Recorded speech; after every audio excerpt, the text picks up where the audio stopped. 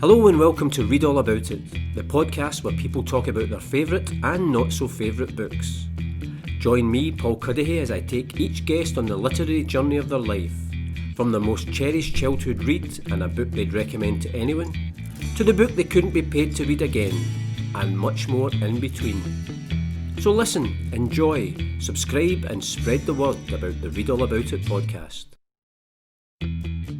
Hello and welcome to the latest episode of the Read All About It podcast, and I'm delighted to be joined in this episode by Neil White, one of the co-founders of the highly successful Backpage Press, a company which tells sports stories through publishing books and also producing podcasts. A journalist by profession, the success of one of Backpage Press's early books, Graham Hunter's Barca, the making of the greatest team in the world, saw Neil and Martin Greig put the sports journalism to one side to concentrate on their new company, which has, over the past few years, gone from strength to strength, publishing a number of top quality sports books, along with podcasts including The Big Interview and Between the Lines. Neil, thanks for joining us on the Read All About It podcast. Thank you for having me, Paul. I've been listening to the show. It's been a fantastic listen. You're doing a grand job. And as I said to you before, I can't believe you're scraping the bottom of the barrel quite so soon in terms of your guests. I've run out of people that I'm related to that I can talk to, so...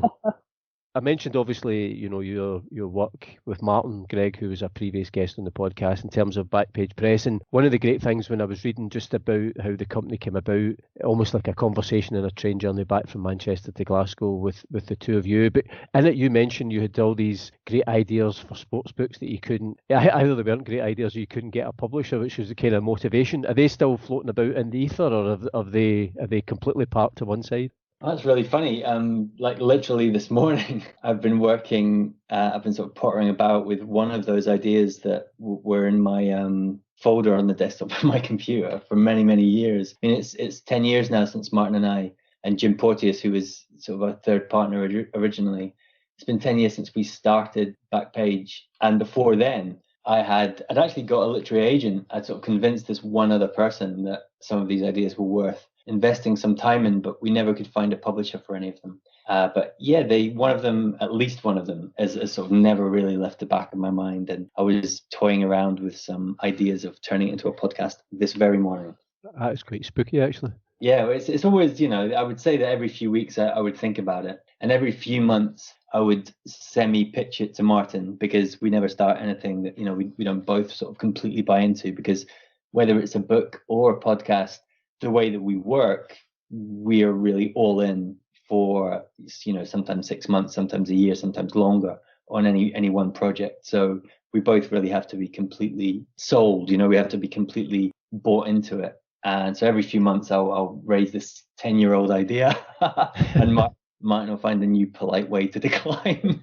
I wait and see if that develops further with interest. And I mentioned as well in the introduction, obviously, you started by publishing books, but very much podcasts are quite a big part in terms of Backpage Press's profile. And I just mentioned two of the podcasts, obviously The Big Interview with Graham Hunter, but the other one, Between the Lines, which some really fascinating gems within that in terms of telling the stories behind the books, behind the articles, behind the features, which again, it's kind of pulling that curtain back and showing readers a wee bit of what goes on behind the scenes. Yeah, that's been really, really amazing to sort of see the reaction to Between the Lines, because you never really know. Martin and I together are such a small focus group, we're such a small sort of sample size when it comes to trying to figure out what people are going to be actually interested in.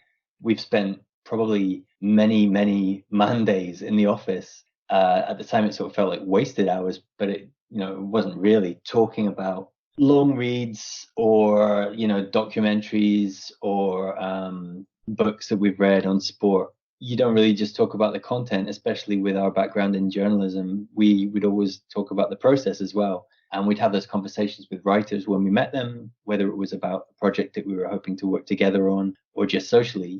We'd always talk about something that they were doing, something that we'd made, or something that we had a sort of shared interest in. Eventually we figured that those kind of conversations, especially with creators, would make for interesting podcasts. I think they're fantastic. Really, Martin has taken the helm of Between the Lines more so than me, I would say. So I'm primarily listening to them either as an editor or as a listener. And yeah, I'm really glad to hear you say that, because I think it's a really interesting show. For this podcast, obviously, Neil, I'm just taking you on your own literary journey, and that goes all the way back, first of all, to childhood. And I always ask people to choose their favourite book from childhood, and the book you've chosen is a book called The Magic Paintbrush. And I've heard guests discussing novels that they read as children. And the truth is that a big part of my sort of literary life stems from the fact that I wasn't a big reader when I was a young child at all. I was really more interested in playing football, and I would just do that for far too much of my life and run around with my pals. And I wasn't really a reader. So I was thinking about this entry into the list, and I thought, what books did I read? Before I get to the one that will go into the next slot, which books predate that part of my life? I couldn't think of any novels that I read. I was always okay at English. In fact, I was good at English. I could respond to texts that I was reading in the classroom, and I could write about things that were happening in my life and around me. But I don't think I came from that much of a sort of reader's house. Like my old man, he doesn't read, never has really kind of read novels. He was an educator. He's worked in education his whole career, and he's sort of a historian as well. He's written books. He's written books about his favorite football club, Falkirk. He's written 5 volumes of their history. But I can never remember seeing him reading a novel or even a narrative nonfiction book. Just didn't happen. So yeah, when I was a kid, I didn't really read many novels. So the Magic Paintbrush is an old Chinese folktale. And we had, as I'm sure the majority of households in the country, had a bunch of these Ladybird pocket hardback books. I got a bunch of them for my kids when I became a father, and I couldn't find this one. It was my favorite when I was very, very young. So the story of the Magic Paintbrush is about this kid called Liang. He's a poor boy. He's growing up, and he wants to be an artist, okay, but he can't afford paint. So he draws. He gets pebbles and he draws pictures of animals and stuff on the stones in his village in China. And then one night a magic old man visits him in the night. He visits him in his dream, and he leaves behind the titular magic paintbrush. So he wakes up and he finds the magic paintbrush, which doesn't need paint. It's magic. Paints a bird on his wall in his room. And then as soon as he's finished the painting of the bird comes to life. So then he tries a fish, same thing happens. And he doesn't need anything then. It doesn't matter, he's poor, because he can paint anything that he needs. And he can help all the poor people in his village by painting anything that they need. But kind of word gets out, and he gets abducted by the sort of evil emperor who wants him to paint all the riches in the world for himself. So he eventually escapes the emperor by painting his means of escape, a rope to climb down and a horse to escape on. And then he becomes an artist. He becomes the artist that he always wanted to be, but he doesn't finish his painting. He always just leaves a little bit unfinished so that it doesn't come to life. He's selling these paintings, so he's making money from being a genuine artist. But then the emperor finds out about him because this fat guy walks behind him when he's painting a bird, and he kind of bumps into him, and the bird accidentally, the splash of paint finishes the picture, the bird flies off, and he's kind of rumbled, and the emperor's after him again. And eventually the emperor captures him and makes him paint a boat. So he paints him a boat. So now you got to paint me the sea so I can sail on the boat. So he paints him the sea. The emperor and all his soldiers are afloat on this big boat, but it's not going anywhere. And the emperor says, now you must paint me the wind so we can sail. And so he paints him the wind. He paints him a stormy wind, paints him a really big stormy wind, and the waves start engulfing the boat, and eventually everybody on the boat drowns. And Liang just walks away. And the last panel of this children's picture book is the bad emperor sinking beneath the waves, and Liang's walking away holding his paintbrush. But he looks really sad. Like he's not like it's not a sort of joyous victory for him. It kind of reminds me of the end of sort of one of these movies that Denzel Washington makes these days, when he's like an avenging angel and he's just destroyed all the bad guys, but he hasn't really found happiness. That's quite dark in some respects for a kid's book, particularly that kind of that ending as well. Yes, I mean there are definitely there's tropes in there that you can find in any number of these children's stories from that series. I don't want to build it up into more than it is, but there's a reason that it's survived hundreds and hundreds of years, that story being passed down. And there's a rhyming version now that Jolie Donaldson did a rhyming version, and there's been several incarnations in English of the magic paintbrush. I mean, I don't know how much there is to. I thought you might want to know the story, but I don't know in terms of themes, and I don't know how much we can go into beyond that. Do you know, it's funny because I think when people look back at their childhood, and obviously people start to read at different ages, but different books have a different impact on them. So sometimes it's the earliest book that people remember, sometimes it's the one that had the most profound impact, or it's the one that maybe got them onto reading. So there's not, it's like this whole podcast, there's no hard and fast rules. So it's whatever one kind of resonates with you. And it was interesting, I wasn't familiar with the story either from my own childhood or from when my kids were younger, but obviously the fact that Julia Donaldson had done this version. And have you got that version to read to your kids? No, I haven't. My children haven't seen. I mean, they're sort of 10 and 12 now. I don't know if I could probably just about get away with it with my son, but certainly not with my 12-year-old daughter, who has already graduated onto YA fiction. But I don't think I knew about the Julia Donaldson version, and I wasn't able to find the original when they were both of the same age that I was when I would have had it in my room, or the room that I was sharing with my brother at the time. In terms of your, you said you maybe weren't a big reader when you were a kid, more wanting to go out and play football. But then if I take you on to the kind of more teenage formative years and the book that you've chosen then, and I'm guessing by that point, and when you emailed me your choices, there was a couple, and you mentioned the one you chose is Sunset Song by Lewis Grassic Gibbon. But the line that was interesting when you were saying to me was there was a teacher who kind of changed your life. Completely. So when I was 15, we were living in Stonehaven in Aberdeenshire. And then the summer of 1990, I was 15, and our family moved to Castle Douglas in Kirkcudbrightshire. And my big brother, that year, he left home as well for university. So it was a big change in our family sort of situation.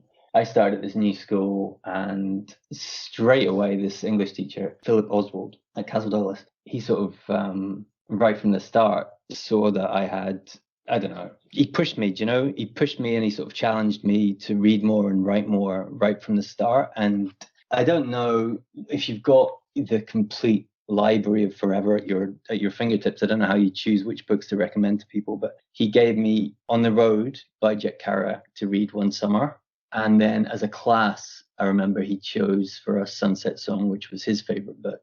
I mean, at the time, I'd gone from 0 to 60 in no time at all. So I'd gone from really not being interested in novels to suddenly sort of reading everything that they could throw at me. So I was getting recommendations from Mr. Oswald, and I'd met a bunch of sort of interesting people around my own age, and I was getting recommendations of books and recommendations of albums, and my head was kind of getting opened up really.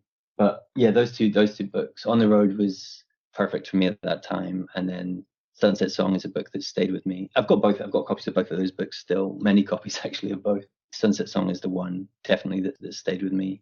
It's it's set in the same part of the world that I was leaving, or that I had just left, the northeast of Scotland. It's set in the very rural northeast of Scotland around the time of the First World War, and we didn't live in that rural place. Stonehaven isn't quite the sticks, but I knew those places, and I knew that land that Lewis Grassic Gibbon describes in that novel. There was a connection there, straight away. But there's also something, although it's of its time, there's also something about Sunset Song that is really easy to connect to. I mean, I felt that as a 15-year-old who hadn't read much.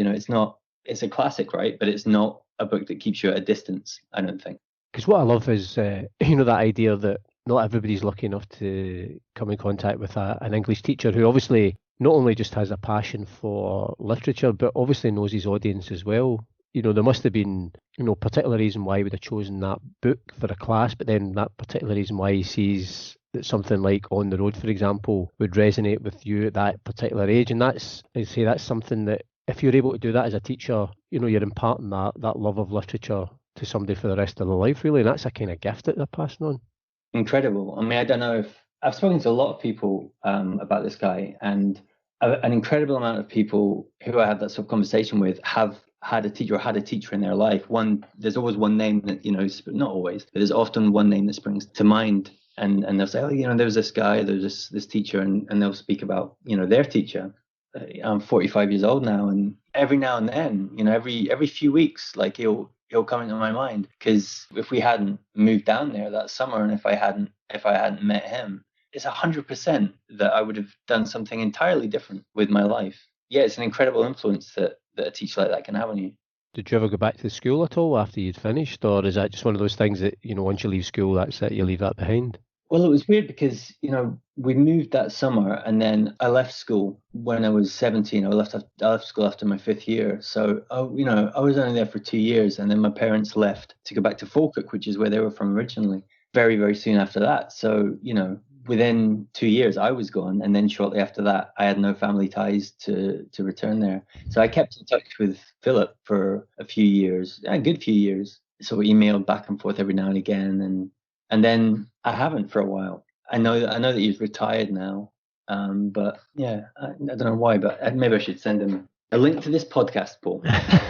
I think you're absolutely right about. I've told the story on the podcast before about my English teacher in fifth year, a guy called Peter McGee, and he gave all the guys Catch-22, and it was just revelatory to the point where I kept my copy that and still have it from fifth year. So effectively, I just stole it, but that's the impact that book had on me. But again, I never saw him again after I left. But I always, at some point, wish I could have bumped into him just to say what you did was just fantastic. Not for just for me, but for that whole class. He was a phenomenal teacher, not just because he gave us a couple of cool books that stayed with me, but I had a real connection. I didn't know what my peers thought of him, or kids down the line as he kind of got older.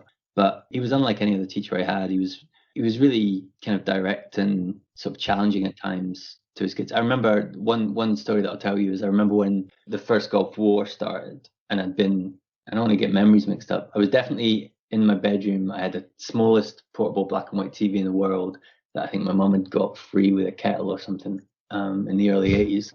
And I was doing my homework on the desk, and this little thing was sat next to me, and I think there was a game on. I think there was a midweek match on.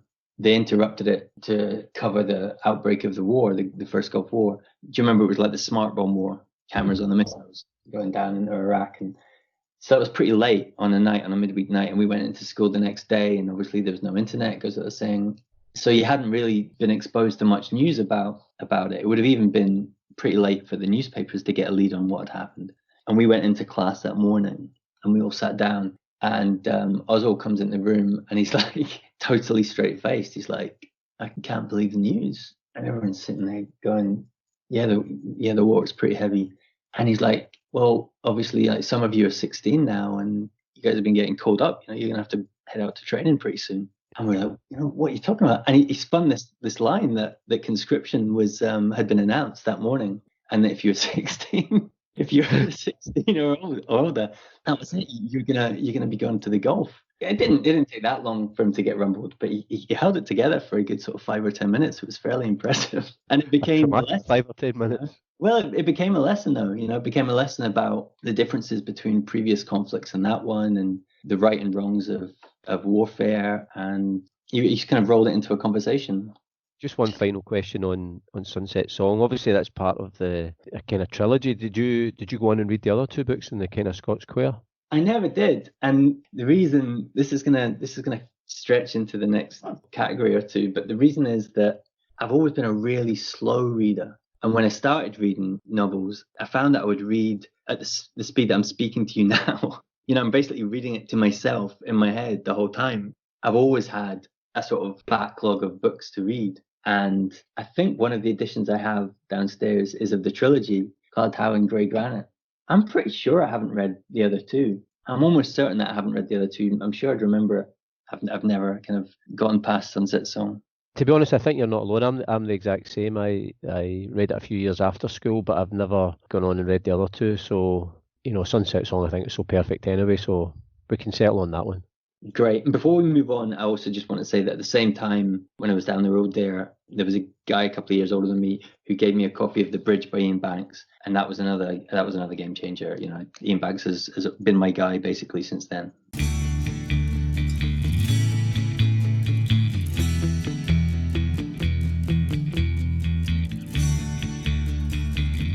Well, you're listening to the Read All About It podcast with me, Paul Cuddihy, and my guest, Neil White. And Neil, we're on to the third choice in this podcast, and that is a book that you would recommend to anyone. Yeah, recommending books is an incredible thing to do, and it's become a big part of my professional life as well. I remember a few years ago, maybe 3 or 4 years ago, Martin, who's the other half of Backpage, and we went down to the offices of Canongate in London, and we met Jamie Bing, who is sort of legendary figure in publishing. he's sort of famous for never letting you leave without a book in your hand. And he did, he took us to the shelves and he grabbed one for Martin and one for me. And his enthusiasm for the books that he was working on or had published was just incredible. And I think it's a fantastic thing to do, is to pair a book with a person. Now, I'm not sure he did that because he'd only just met us, but to be able to pair a book with a person and be confident that, this is going to be a jam for them, I think that's pretty cool. I struggled with finding the one that I would sort of recommend most, because recently we published a book about the Houston Astros baseball team called Astro Ball, which was the best sports book I'd read in years. It really knocked my socks off when I first read it. And then before that, I was pretty evangelical about a sports book written by an American writer called David Halberstam. It was a biography of Michael Jordan. He didn't speak to Jordan in the book, but by speaking to everybody else and by walking in Jordan's footsteps, he painted a more accurate portrayal of Jordan than any I'd ever read, and like any that I've read since. We're speaking 4 days after the final 2 episodes of the 10-part Netflix series on Michael Jordan and the 1990s Chicago Bulls has aired. And it is an incredible piece of work. But at the end of it, you definitely don't get as honest and as detailed a picture of this guy who is perhaps the greatest athlete that's ever lived as you do in this book, which was a piece of literary espionage work by this guy, David Halberstam, who had made his career as a Pulitzer Prize winning journalist covering Kennedy and Vietnam and Wall Street. But on the side, his passion was sports. So every time he would do one of these pieces of work on these seismic events in American history, he would also then write maybe a book about baseball or American football, or in this case, basketball. His book on Jordan, I think I recommended to, I don't know how many hundreds of people over the years, especially if they had an interest in sport, although I don't think it's essential to enjoy the book. And the style of writing, this completely ego-free style that Halberstam has, where he doesn't include, he very rarely quotes his subject, but you come away from each passage in no doubt that he has absolutely ironclad information from like 4 or 5 primary sources. This is, take it to the bank. This is the truth. I know, trust me, I'm writing it. And he doesn't feel the need to run in a quote unless that quote is in the voice of a really colorful character and it actually adds something to the piece. Otherwise, you're just getting him reporting, but his reporting is grounded in the most detailed and clever research and reporting. It lifts it. It set a really high bar. I mean, it's a book and he's a writer that me and Martin talk about an awful lot. In fact, we started using Halberstam as a verb. We would say, we'd be working on a manuscript and looking at a big, I don't know, like 120 word quote. And one of us would just say, we could just Halberstam that. So good he's a verb now at Backpage. He's a name that I'm very much aware of from conversations with Martin and also Hugh MacDonald, who's another guest. But he's an author that I've actually not read any of his books. So, and every time I speak to any of them, I always think, right, I need to. So I think, given your praise for Playing for Keeps, I think I need to check that out. The other book that you mentioned when you were sending me a list was a book by Michael Lewis called The Big Short. Having just gone on about Halberstam and all that, if I was only going to be telling you about one book, it would be The Big Short for this category, because it kind of overtook Playing for Keeps. It overtook the Halberstam Jordan biography as the book that I was evangelically placing in the hands of other people or telling them to get a copy. Is there a connection between Halberstam and Lewis? I'm not sure there is. Lewis is more showy for sure. Like, I think Michael Lewis has got more of an identifiable style. Halberstam is, as I said, he's ego-free, gets out of the way, and he's reporting. But Lewis's great skill is, you could call it like storifying. Like he gets these kind of complex issues that have typically got lots of data around them, and he has an eye for character. So he identifies who he needs to speak to, probably who he needs to befriend and coerce into kind of helping him tell his story. I know he's got a good eye for an outsider. I think he's drawn to outsiders, but outsiders who sort of crack this code and kind of reveal a truth about something that's more mainstream, I think. And the Big Short is the perfect example of that. It's a book, basically it's a book about capitalism. A few of his books are books about capitalism. To tell you my opinion of The Big Short, I'll tell you a story about a funeral I was at last year. So it was at a funeral that, I was barely qualified to be there. It was a sort of family friend of my wife had lost somebody. So my wife was there to support the family friend, and I was there with my wife. So we're at this table, and the conversation got onto, I was like comfortably the youngest person at the table, and I'm not that young anymore. And the conversation turned to overseas aid, the amount that Britain spends on aid to foreign countries. A couple of people at the table were complaining about this because we were in austerity measures and they didn't think it was right. So I compared the amount of money that we spent or were spending then on foreign aid with the amount of money that we'd spent bailing out the financial industry on the back of the 2008 crash. It's a really interesting and important comparison to bring to any consideration of money that the government is spending on pretty much anything. And it's going to be very relevant very, very soon. You and I are speaking during lockdown for COVID-19. And on the back end of this, whenever that is, there's going to be some really momentous decisions about public spending being made. And I think The Big Short will be ever relevant as a reminder of what happened in 2008 and where it came from. So for anybody who hasn't read it, it's about the subprime mortgage market in the United States of America pre-2008, which doesn't sound that interesting, but that is ground zero for the global 2008 financial crash that led to however many years of austerity governance in this country immediately prior to the situation that we have now, which is going to trigger yet more austerity, likely. So I think it's an essential text. I don't think there's anybody listening to this podcast to whom this story is not relevant. And Michael Lewis tells it in a way that he turns it into a page turner remarkably. And I just think it's a wonderful piece of reportage. And I think it's an incredible story that connects with all of our lives, unfortunately. It is. I mean, obviously, that's, first of all, the subject matter, as you say, for somebody to be able to write that as a page turner is a real skill, because, if you're just given a kind of summary of the book, then a lot of people say, well, that's not for me. But, I think you're right. I think all these things are interconnected. And I saw a figure, and I mean, you would know better having read the book, but it was, somebody was discussing the amount of money that the furlough scheme, for example, will cost when it comes to an end for the government. And I don't even think it's a drop in the ocean compared to what they spent at the time to bail out the banks back in 2008. So it's all relative, but for some reason that, I don't know if that figure's ever revealed to the wider world, because obviously the response to that was austerity for years and everybody pays for that, but the money was there to bail them out.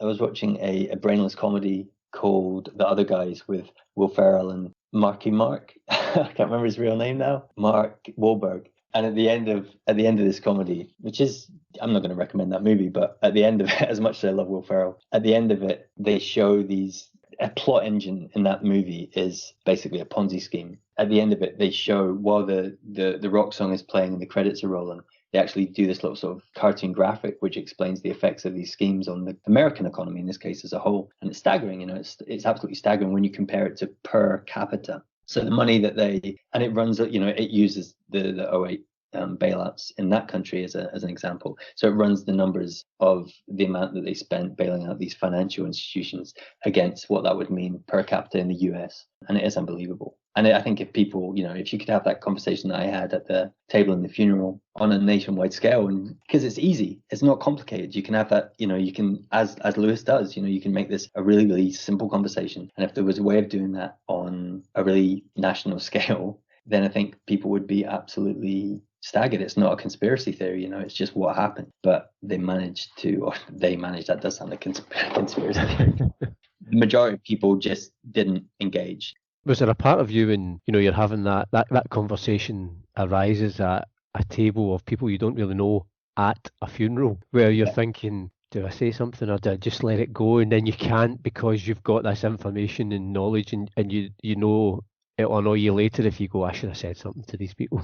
I wasn't militant about it, but I thought it was a relevant point to make. And it's always how I think about these things now. First, because of reading that book, and then it got me onto a couple of other iterations of the story. One is a fantastic podcast. At the time, it was an award-winning podcast, which is an episode of Planet Money. So the podcast is called Planet Money, but this episode is called The Giant Pool of Money. I think it's called The Giant Pool of Money. I'm pretty sure that's the title of the episode. And that particular episode won all the awards going at the time. It's a brilliant iteration of the same story, and I recommend anybody interested in that to check it out. I want to read a quote. It's a Tolstoy quote that Lewis opens up the book with. And usually, I don't think authors always get it right with their sort of leading quotes.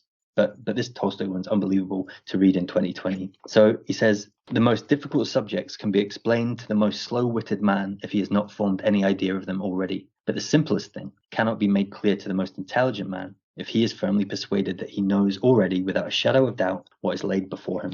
It's perfect for the book because, the people who got these markets pre-2008 so wrong weren't stupid. They had just completely bought into a bunch of assumptions that were false. And then they couldn't find reverse gear. That same quote by Tolstoy applies so much to so many conversations that we have now, I think. Whether it's about politics or economics or, this stuff that's happening at the moment with coronavirus, if independence, when that was happening in Scotland, when that debate was happening in Scotland a few years ago, this idea that if you've already formed your opinion and you have no room for conversation, for argument, for debate, for nuance, then what's the point of thinking? Which is never a good way to be anyway. Exactly. In the course of that's 2 book recommendations and a podcast recommendation for everyone just within that one category. So that's Playing for Keeps by David Halberstam, The Big Short by Michael Lewis, and then the podcast, The Giant Pool of Money. Yeah, if you search for The Giant Pool of Money, you'll find that one. It's great.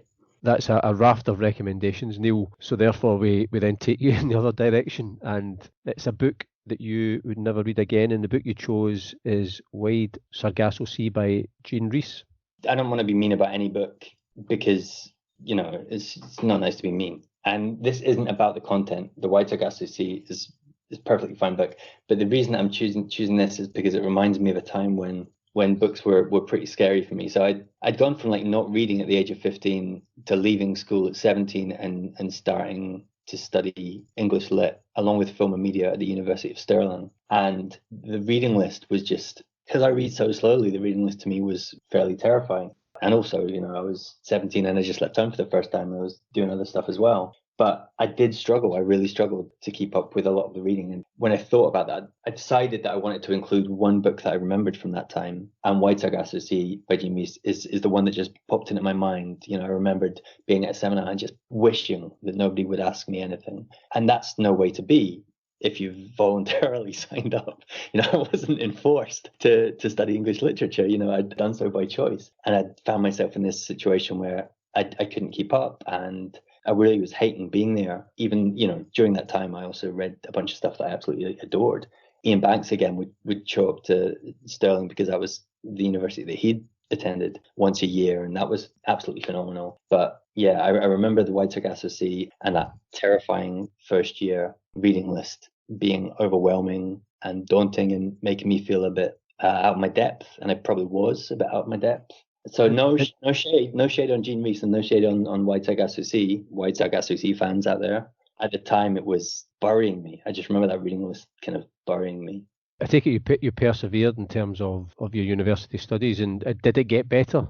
I was a cute writer, so I think I wrote myself out of trouble on quite a few occasions. I can only remember one professor who completely nailed me and gave me a D and was like, "You haven't read this. I know you haven't read this. All the writing in the world isn't going to save you." But there were countless other times when I would write my way to a B- or something when I really should have been failed. So I focused on film and media eventually. That's how that problem was solved. After 2 years of juggling English Lit with film and media and some politics, I focused on film and media. So instead of reading 2 novels and a play, I just had to show up and watch Unforgiven, followed by The Birds. I can do that, and you can ask me anything. I'm happy to talk about Hitchcock. I always think as well, and I've spoke to other people who have studied English literature at university, and obviously it then makes you, while you're there, and as you touched on in terms of the reading list, how you're approaching a novel as well, because maybe people have taken that subject because they've loved books and have loved reading, but then sometimes you're maybe being asked to read things that you wouldn't normally choose, but then dissecting them and going through them in a way that you maybe weren't used to, and that can maybe not take away the enjoyment of reading, but it's certainly a different perspective and a different approach to how you would read a book. Wow, you're totally right. I mean, I hadn't thought about that second point that you made, but it's completely true. I remember studying literary theory. They'd go into all these different ways, it seemed to me, to attack books. Like you could break it down with Marxist theory, or you could break it down with feminist theory, or like a historical perspective on a book. And yeah, I did find it quite a joyless practice. Especially, I was super young. I wasn't particularly mature for 17, and I think I wanted to read for pleasure. There's one of those theories that we studied is simply called audience theory, which is based on the premise that the author of a novel or poet or a filmmaker or a musician, they create their art and they put it out in the world. And at that point, it just belongs to you. The meaning of it is completely in the hands of the consumer. And that, I guess where I end up is that's exactly what I believe, because we read for us, eh? We read for pleasure and enjoyment and understanding. And yeah, it didn't feel like that was happening for me then, for sure.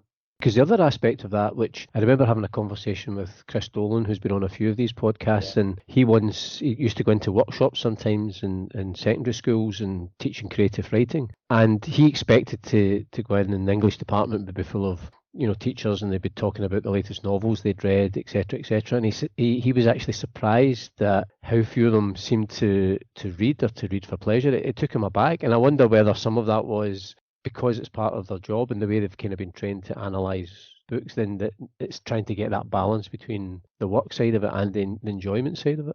I think you're exactly right. And that's kind of where I am now as well, because I have to read a great deal for my work. I kind of handle the submission side of the business. So everything that we're getting sent in by writers as books that we should consider publishing is kind of coming through me. And I'm kind of constantly reading critically. And then when I'm reading for me, maybe that colors what I read, because I tend to go to kind of comfort food. I tend to go to writers that I know, or stories that I'm somehow familiar with, or recommendations from, a handful of people who I know understand exactly what kind of stories I'm into. But my personal reading is probably now far less, I don't know what the right word is, Paul, like challenging or highbrow, or I think I'm probably reading far more poppy books when it's just down to me than I was before I was reading as a part of my job. Ultimately, I always think it has to be a pleasurable activity. Yeah. And not every book every book has a different, inspire different emotions in you, but ultimately you need to enjoy it. But it's why people don't always finish books when they don't. So, the idea that there's certain books that, people should read or shouldn't read, I've never subscribed to that idea. No, and I don't mean to say that. I mean, some of my favorite books are literary books. The categorization of like literary fiction and stuff, it's kind of problematic, right? If you ask me, because I'm pretty sure that nobody sets out to write, I'm going to write a piece of literary fiction. And some of those books that would fall into that category are among my favorite books. I would reread them now, or if I was recommended one, I'm sure I would engage with it. But there has to be something there that's pleasurable. And I think sometimes it's easy to find that if you have some kind of guarantor, whether that's somebody you know or an author that you're familiar with or something along those lines. Well, that takes us nicely on to the last category, which is either the last book you read or the book you're currently reading. And you gave me two books. One was The Man Who Came Uptown by George Pelecanos, and the other one was Mastering Small Stakes, No Limit, Hold'em by Jonathan Little. And it was two books that your wife got you for your birthday, and you did say she knows me well. Yeah, yeah. So it was my birthday last week, and I had a couple of books on the go, and I don't think I'd sort of really fallen for either of them. And Carrie, my wife, got me these two books. When you asked me to do the podcast, I thought, well, I haven't really started reading these two books, but they definitely both say something about my sort of life with books, my history with books. So why not be honest and just kind of sort of deal with them? So I'll start with a book that I'm pretty sure nobody else on your podcast will have mentioned, which is Mastering Small Stakes, No Limit, Hold'em. So that's poker. A long way of saying it's a sort of poker strategy book. And poker is one of my great hobbies these days. But the reason that I first got into poker was I read a book called Big Deal by Anthony Holden. And that book, I think it was written in the late 80s, is his travel log of a series of poker games around sort of literary London and trips to the World Series of Poker in Las Vegas. It kind of deals with poker's literary connections, of which there are many, and it's also kind of a diary of a year in the life of this professional writer, Holden, who is attempting to be a professional poker player at a time when there weren't many professional poker players in the world. And it's a fantastic mix of storytelling. It immediately won my heart and made me want to be a professional, or it certainly made me want to play poker more. And ever since then, me and my sort of old friends from university, that's kind of been the way that we keep in touch every month or two, certainly before the current predicament we find ourselves in. We would meet up at one of our houses, and over a case of beer or a bottle of whiskey, we'd play a lot of Texas Hold'em, which is the most popular form of poker. So the book that Carrie got me is a very kind of difficult to digest instructional manual on how to get better at poker. It does connect to this fascinating piece of nonfiction that got me started on this ruinous journey probably about 25 years ago. I mean, I take it when you and your friends get together, there are limits to the stakes, because that could be the end of beautiful friendships if somebody cleans someone else out. Yeah, we met each other in '92 and we're still good friends. So yeah, there are no vendettas. Nobody has a piece of the other person's mortgage or anything like that. It's all very reasonable, very reasonable. Yeah, but you're still wanting to improve your strategy for beating the rest of them. Yeah, exactly. I know it's good. You know, it's 5 minutes to learn and a lifetime to master. That's what they say about poker. And the other book that your wife got you was The Man Who Came Uptown by George Pelecanos. Yeah, I know that you like your crime fiction. So have you had any engagement with Pelicanos? I haven't, no. Okay, so George Pelicanos, I totally remember the first time I heard about George Pelicanos. I was driving to a shift as a sub-editor at the Daily Mirror, which was freelance work, and it was the first work I got after moving down from Aberdeen, where I'd been a trainee sports reporter with the Evening Express, the local paper up there. So I was trying to make my way in sort of national journalism, and I was driving my little green Metro from Stirling to Glasgow, the offices of the Daily Mirror, which is in the Daily Record building. And it was a Friday afternoon. And on a Friday afternoon on Radio 5, then actually, I think it must have been a Monday because Fridays were movies. Whatever day Simon Mayo was doing the books. So let's say it was a Monday. And they had on down the line from Washington, D.C., George P. Pelecanos.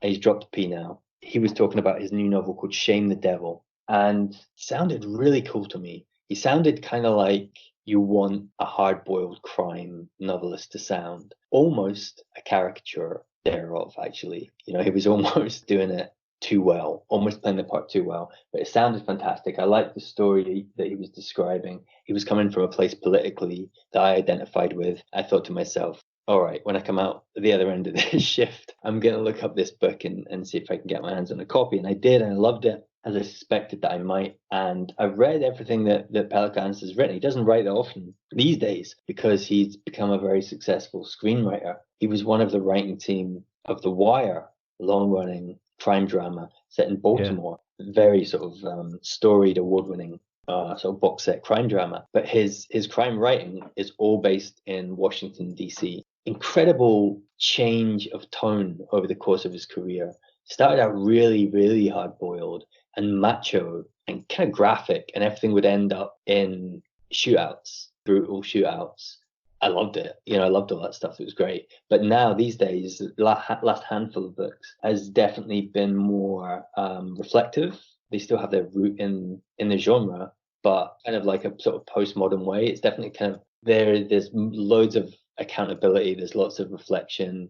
All these kind of acts viewed in 360 degrees, you know, their consequences. It's gotten really interesting. So, you know, as much as I love his sort of wham bam early stuff, this sort of late era of Pelicanos is super interesting. Haven't started The Man Who Came Uptown yet, but I'm really looking forward to it. He never lets me down. Again, another book I'm going to have to add to my list of Neil White recommendations. And I know you like crime books as well. I know I've listened to you before talking about the Dave Robichaux series of James Lee Burke. You're a big fan of.